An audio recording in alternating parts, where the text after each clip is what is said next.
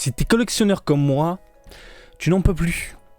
Tu n'en peux plus. Et si tu aimes, au-delà de Dragon Ball d'autres licences, My Hero Academia, One Piece et je ne sais quelle franchise qui a su te retourner le cerveau, t'es en train de pleurer. Et ton banquier est en train de t'appeler. Oui, les Ichiban Kuji Dragon Ball, c'est cool. Oui, les My Hero Academia. Oh, One Piece, One Piece. Non mais stop. Stop. Bandai, je sais pas ce qui se passe du côté de la société. Mais d'un coup, du jour au lendemain, ils ont passé la seconde, la troisième, la quatrième et ne s'arrêtent plus à nous sortir des figurines en masse tout au long des semaines. À l'époque, c'était tout au long des mois, voire plusieurs mois. Là, c'est toutes les semaines et on devient fou. Bref, salut à toutes et à tous, Marty Japan. On va parler des figurines qui arrivent au Japon, pour ne pas changer, mais ça arrivera par chez vous, hein, pour ne pas changer également. Des figurines qui seront disponibles à la rentrée, en fin d'année, d'ici quelques mois, et j'en ai marre, je n'en peux plus. Financièrement, c'est très très compliqué. On va commencer les amis en douceur, mais vraiment en douceur, avec une image qui a été montrée rapidement. On va passer au gros plan, bim. Alors les gros fans de My Hero Academia, sachez qu'il y a une dioramatique qui a été annoncée en septembre. Une énorme figurine, donc Ichiban Kuji. Il n'y a pas les couleurs, mais bon, on voit la silhouette, on voit à peu près de qui il peut bien s'agir. Bakugo, hein, voilà. Ils sont dans le délire diorama, décor, avec une espèce de boom très fait comics, très manga, bande dessinée, hein, tu m'as compris. Pour information, il y aura une The Brush, animé, The Brush Tons et The Tons. C'est un nouveau délire, il n'y a plus de 2 dimensions. Et je pense que les 2 dimensions, elles sont réservées pour les occidentaux, tout simplement. Genre un truc qui sera annoncé beaucoup plus tard, hein. Et je vois souvent ça dans ce milieu-là. Voilà, nouveau modèle cependant, Brush Tons, qu'on a vu avec Deku, par exemple. T'as l'impression de voir 2 monochromes, avec The Tone et The Brush Tones. C'est quoi la différence? Je vois pas vraiment... Bref, gros délire. 5 000 yens le ticket, tu repars à la maison avec une figurine, pour ne pas changer. Voilà, ça sort encore une fois en septembre. On continue les amis avec du My Hero Academia, et c'est plutôt sympathique ce qu'on a sous les yeux, dis donc. Amazing Heroes, volume 19, une gamme qui est très appréciée des collectionneurs, une gamme qui fait extrêmement plaisir, une gamme qui donne envie de succomber. Et là, franchement, le perso est hyper bien réalisé, du moins le proto. On peut le voir sous divers angles également, qui a été partagé de ce que j'ai vu sur Twitter. Tout le monde partage cette image. En même temps, je peux le comprendre puisqu'on voit bien la figurine. Et le travail réalisé sur cette pièce-là est vraiment énorme. Vous pouvez le voir, les ailes sont bien détaillées. Le visage est magnifique. Il y a cet effet translucide au niveau du casque, du masque. Enfin, plus les lunettes. Mais c'est une espèce de casque un peu limite à la VR. T'as les vêtements qui virevoltent, qui suit le move. Donc c'est une figurine une figurine dynamique, hein. Et les ailes sont vraiment top de chez top. Bref, très beau produit. Et ça arrivera, est-ce que j'ai une date? Non, mais j'ai un mois, en septembre 2022, dans les Game Center japonais tout simplement. Break Time Collection volume 4, pardon. Break Time Collection, c'est une très bonne idée. Ils mettent nos héros tout simplement en mode relax, total. Et je la trouve vraiment très bien réalisée. Choupi, adorable. Ma foi, pourquoi pas de la bonne héroïne comme on les aime. Différents angles qu'on peut voir sur internet, tout simplement, et je trouve ça vraiment superbe. Prototype sous les yeux, il y a la peinture qui dégueule. On peut le voir ici, par exemple, ici, regardez. Hop là, les espèces d'anneaux là, rosâtres, qui dégueulent un petit peu, mais on s'en fout, on verra le produit définitif. C'est juste que là, on nous montre vraiment ce qui va arriver en septembre. Et là, pour moi, c'est une évidence, hein, c'est le proto. La peinture a été faite à la main, tout partout, hein, ça dégueule. Mais très très curieux de voir le produit définitif. De ce que j'en vois pour le moment, on est d'accord, en termes de modélisation, c'est plutôt bien réussi et ça donne envie. Moi, personnellement, je pourrais craquer les break time. En plus, je me dis une petite My Hero Academia, une héroïne, pourquoi pas, hein, parce que oui, il faut collectionner des héroïnes. C'est pas que des bonhommes avec testostérone, muscles, voilà, bagarre. J'ai quoi? J'ai de la Fujiko derrière moi, j'ai du Kimetsu no Yaiba. la volupté, j'ai de la Bulma bien évidemment. Bref, voilà concernant l'univers de My Hero Academia. Les amis, on va passer maintenant à Kimetsu no Yaiba, justement, puisque je parlais de Kimetsu no Yaiba. Donc les figurines qu'on retrouve, voilà, ils continuent dans leur délire, c'est-à-dire on sort la petite gamme, j'ai oublié le nom précis, mais c'est une toute petite gamme, on a tous les piliers, on a les démons, on a les héros, les héroïnes, on a différentes facettes, différents styles, différents designs, et franchement, ça claque. C'est tout petit, ok, mais en termes de rendu, ça claque. Le seul défaut de cette gamme-là, c'est qu'il peut y avoir des vêtements un peu pâtés. T'as l'impression de voir ce côté un peu pâte à modeler. Mais globalement, ça claque. Et ce que j'apprécie particulièrement, et on peut le voir maintenant, c'est le fait d'apporter de la variété dans les personnages. Voilà, on n'a pas genre, on te balance du Tanjiro, et du Tanjiro, et du Tanjiro. C'est bon. Non, là on nous sort plusieurs personnages plus que sympathiques et on est d'accord, ça peut clairement finir à la maison pour ceux qui collectionnent du Kimetsu no Yaiba. Et comme je vous l'avais dit dans une autre vidéo, moi je me retiens de ouf. Malheureusement la place me manque et l'argent finit dans Dragon Ball parce que le Bandai a tout simplement passé la 4ème et ça devient très très fatigant. Voilà concernant les petites figurines et on passe aux minuscules figurines, les WCF les amis, WCF Kimetsu no Yaiba. Bon, ça reste choupi, ça reste adorable, ça reste à croquer. On est dans du délirant, on est dans du sympathique, voilà. Si tu aimes les WCF, si tu aimes Kimetsu no Yaiba, je pense que oui, ça peut terminer à la maison. Et encore une fois, le rendu final de ces figurines-là est magnifique. Magnifique. Encore une fois, Dragon Ball est à la ramasse aujourd'hui, mais les autres licences, aucun problème. En parlant de Dragon Ball, les amis, on va passer maintenant à Dragon Ball. Et il y a de quoi devenir un petit peu fou. On commence, les amis, avec de la D-Cross Materia qui arrive en septembre. Alors depuis tout à l'heure, en fait, ce que je vous montre, ce sont des figurines qui sont annoncées pour septembre, pour la rentrée. On commence avec donc une D-Cross Materia de Son Gohan, oui, mais sur Namek avec la tenue Saiyan, et je trouve ça excellent. Excellent. Un Gohan gamin comme ça, on n'en a jamais. 2, un Gohan gamin comme ça, plus la tenue Saiyan, on n'en a jamais. Donc ça, tu vois le truc un peu rare. Et en plus, c'est une scène mythique. Le Gohan peut être accompagné de la Kulilin qui est sortie il n'y a pas très longtemps, en train de faire un Kenzan. Ça va claquer. Ça va claquer. Alors, je suis tout à fait d'accord avec vous tous, la communauté. C'est vrai que ça ressemble à une espèce de melon jaune posé sur la main et c'est pas très plaisant à l'œil. Cependant, l'avantage des D-Cross Materia, et vous le savez, c'est qu'on peut retirer les effets. Les premiers modèles, ce n'était pas possible, mais depuis un petit moment, et on l'a vu avec Freezer par exemple, quand il a son espèce de boule géante sur le doigt, on peut le virer tout simplement. Donc j'imagine qu'il sera possible de dégager cette boule-là et qu'à la place ici on aura un petit trou tout simplement au niveau de la paume de la main. Hop là, sous différents angles. Le Gohan est très bien réussi, ça ne m'étonnerait pas que ce soit Varrock. J'attends une confirmation, mais au vu du sculpte, du coup de scalpel, j'ai envie de te dire, je pense que c'est Varrock qui s'est chargé de ça. Et si c'est pas lui, bravo sculpteur, parce que là, en termes de fidélité, c'est mortel. C'est mortel et c'est vraiment très très beau. Est-ce que ça finit à la maison? Mais c'est une évidence. C'est une évidence. Un petit Gohan comme ça, en Saiyan, tenue Saiyan, enfin tu m'as compris. Hâte de voir le produit définitif du coup chez Gigo. J'ai du mal à dire Gigo, chez Gigo.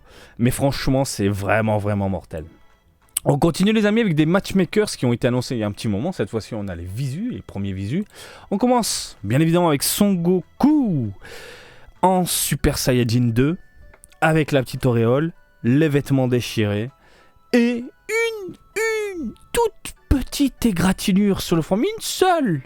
Alors qu'à ce moment-là, il a la bouche défoncée, il a du sang sur le menton et le corps, il est passé en mode, le corps est clean. J'ai fait une douche, mais j'ai oublié de me laver la gueule, du moins le front.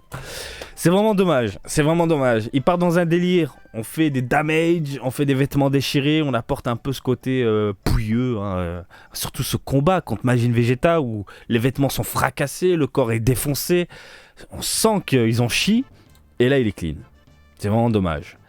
Mis à part ce petit défaut, je trouve que la figurine est fantastique. Franchement, le sculpte est terrible. Il y a ce côté DBZ qui en ressort, ce vieux design très 90. Et pour moi, ça, c'est un grand oui. C'est un énorme oui. Bien évidemment. On le voit sous différentes facettes. Et quand tu le mets de profil, mais ce regard, il est juste incroyable. Il est incroyable. Je suis désolé, c'est fou. Très très fan de ce que j'ai sous les yeux, messieurs, dames. Et franchement, je me dis que ça peut finir à la maison. Du Goku encore, Marty, mais bordel, t'en as 1 milliard. Je sais, mais mettre un Majin Vegeta et un Goku face à face dans une vitrine, et voici le Majin Vegeta, je me dis pourquoi pas. Alors, que ce soit Majin Vegeta ou Goku, pardon, il est là, ou Goku, on est sur une image promotionnelle, j'ai envie de te dire, avec Proto, un poil photoshopé. Je m'attends à que ce soit meilleur du côté des couleurs. Je pense qu'on aura quelques dégradés, possible, hein. Je pense, hein. J'ai bien dit je pense, sur le produit définitif. Parce que là, on est d'accord, il y a une seule teinte au niveau de la peau, une seule teinte au niveau des vêtements, même chose au niveau de Goku, quoique, il est où? Quoique, c'est peut-être, je sais pas, la luminosité, la photo qui fait qu'on voit pas vraiment les contrastes, mais j'ai l'impression qu'il y a un petit côté orange léger, par exemple, qui part du genou et qui remonte sur quelque chose de beaucoup plus foncé. À voir pour le Majin Vegeta également. Mais bon, bref, pour revenir à nos moutons, même défaut que Son Goku, à savoir que Majin Vegeta a fait une superbe douche. Je suis parti faire un petit onsen. Je me suis posé du haut de la montagne. Je me suis lavé le fion, puis je suis revenu me battre. Mais ça me frustre. Ça me frustre, mais d'une force, parce que ce moment est mythique et surtout nos deux héros sont totalement défoncés physiquement. C'est dommage de rajouter 3 gouttes de sang sur le menton et sur la joue avec quelques égratignures et que le corps soit alors impeccable. C'est vraiment dommage. Au niveau du sculpte, j'adore. Je sais pas d'où elle est venue cette voix démoniaque. J'adore. C'est... Regarde-moi ça, il est vénère, ce regard est incroyable. Oh putain de merde, c'est magnifique. La jointure. Ah, la jointure au niveau des hanches, la jointure dégueulasse. On est d'accord, c'est pas beau. Mais regarde-moi ces cuissasses de l'espace. Il a pas de paquet malheureusement. Par contre les muscles, tout. Je peux pas foutre un Majin Vegeta seul. Il lui faut son Son Goku, les amis. C'est pas possible. Il lui faut du petit Goku face à face comme ça là. C'est un grand oui. C'est un énorme oui. Donc voilà, concernant les sorties de septembre, ils nous ont dévoilé uniquement 3 figurines. Grosse fuite aujourd'hui. Qu'est-ce qui se passe? Eh bien, il y a de la Figuarts Zero qui arrive en fin d'année. Plus précisément, le 10, si je vous parle en japonais, j'allais dire le Digatsu, en octobre. En octobre, les amis, en octobre. Figuarts Zero, attention, Majin, boum. Une Figuarts Zero de Trunks qui a été annoncée. Alors j'espère que c'est pas un fake, je ne pense pas. Mais franchement, c'est pas mal. Trunks, Milai Trunks plus précisément, en train de découper en deux notre très cher Mecha Freezer. Et je t'ai bien dit Freezer. Bref, ça a l'air sympathique. Octobre, au prix de 13 200 yens. On est dans les tarifs, Figuarts Zero. 28 cm le bébé. On a ensuite différents angles. La tête fait très années 90, je trouve. Le corps a l'air terrible concernant Trunks. Le Freezer découpé, c'est pas mal. L'effet un peu translucide autour, ça a pas l'air trop moche, pas trop exagéré. Le support, le socle, donc, c'est une espèce de décor qui explose. Je dis oui. Maintenant, j'attends de voir de mes yeux, mais jusqu'à présent, mis à part la Gogeta, tout ce qu'on nous a sorti, c'est du sûr, c'est de la bombe atomique. À voir maintenant concernant cette nouvelle figurine-là. Et je suis vraiment charmé de ce que j'ai sous les yeux. Vraiment. est-ce qu'on aura un prototype très bientôt chez Tamachination ? Je pense que oui. Pour la simple et bonne raison que Tamachination, et je tiens à vous le rappeler, est en train de déménager dans un autre lieu de Akihabara, à Tokyo, oui, près de la gare, et ils vont faire une ouverture exceptionnelle où ils vont exposer des produits qui n'ont jamais été dévoilés, annoncés, etc. Donc vu que c'est une fuite, j'imagine que la figure 0 du coup de Trunks, accompagné de Mecha Freezer, sera dans les environs, et à ce moment-là, bien évidemment, je vous ferai une vidéo adéquate pour vous partager mes impressions sur le prototype. Je sais pas ce que vous en pensez, du moins comme ça, du coin de l'œil. Pour moi, c'est ce que je vous dis, j'en peux plus. J'en peux plus, il faut faire des choix aujourd'hui, ça y est, on arrive à un moment où on est tellement étouffé au niveau figurines qu'on doit faire des choix. On doit virer des figurines, les vendre, à moins d'avoir un château, mais parce que on garde les meilleures pièces. Tant pis, et si dans les pièces que tu jettes, c'est quand même des pièces qui te déchirent, hein, des bombes atomiques, eh ben t'es en train de virer des bombes atomiques pour une autre bombe atomique, encore mieux, ça me rend dingue. En plus, c'est Ichiban Kudi avec Trunks là, qui arrive et tout. J'en ai marre, j'en en peux plus. J'ai envie de pleurer, les amis. Voilà, concernant l'univers de Dragon Ball, on est d'accord, c'est magnifique. Magnifique. Il nous annonce des trucs de malade. Du côté, eh bien, de l'Occident, à savoir, vous, les amis, vous avez droit à une ouverture de Naruto en 2D et c'est beau, sa race. C'est beau, c'est rien d'autre à dire. C'est trop beau. C'est magnifique, franchement, l'agencement des couleurs. Le mec a pensé à foutre les différentes teintes à droite à gauche, au niveau de la peau, au niveau... C'est beau. Et avec le blanc, là, t'as l'impression de voir un putain de dessin, quoi. C'est un magnifique dessin. Mais non, c'est une figurine, c'est un dessin, on ne sait plus. Et moi, ça ne sort pas au Japon, ce genre de truc. Naruto, j'ai quasiment rien en figurine. Et en plus de ça, ils sortent mon Naruto préféré. C'est con, mais moi, Naruto, c'est le début, Naruto. C'est comme Dragon Ball, le début, l'aventure, la découverte du personnage, du héros, l'évolution du gamin où t'as envie de le gifler, ce petit gamin. Ça, pour moi, c'est Naruto. Et ça, Naruto, un truc comme ça, je le veux à la maison. Si le résultat est à la hauteur de l'image que j'ai sous les yeux, mais je passe par l'import. Il me faut une Naruto comme ça. C'est magnifique. Magnifique, vous avez de la chance des fois. Voilà concernant Naruto en oversea, et on va terminer en beauté pour les fans de One Piece. Alors ça, je suis pas collectionneur One Piece, vraiment pas. Mais quand j'ai vu la Portrait of Pirates One Piece One Maximum de Yamato, je te fais des rires de Freezer, bordel de merde. En novembre 2022, ça coûtera 26 000 yens. J'arrondis. Hein. On est sur une figurine qui mesure dans les 32 cm environ, hein, 26 de large. Et juste, je te laisse admirer le travail réalisé sur ce truc de malade. Je peux pas l'ouvrir ailleurs? Si, peut-être, attendez. Voilà. C'est dingue. Que ce soit au niveau de l'espèce de cordelette ultra détaillée, de ses vêtements, les pliures, le côté un peu dynamique au niveau de ses pantoufles en bois, là, t'as le support qui représente un décor complètement explosé avec son énorme massue et les couleurs. Mais qu'est-ce que c'est que cette pièce?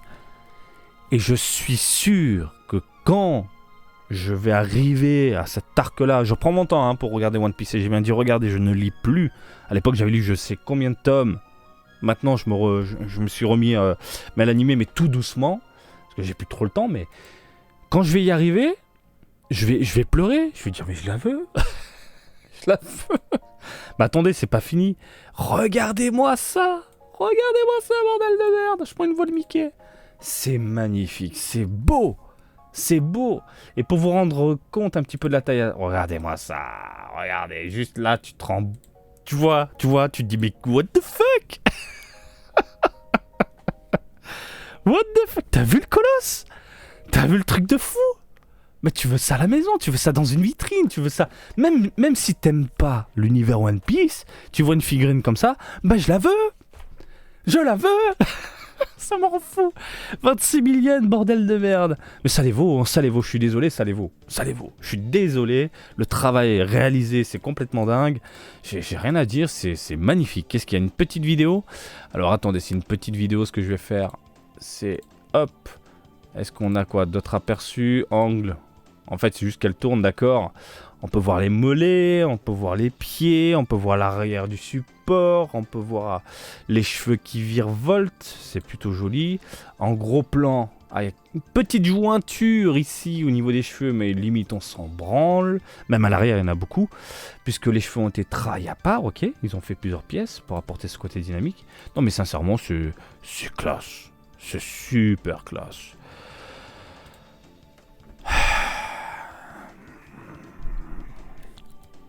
Qu'est-ce qu'on fait? Non mais au bout d'un moment, je sais plus,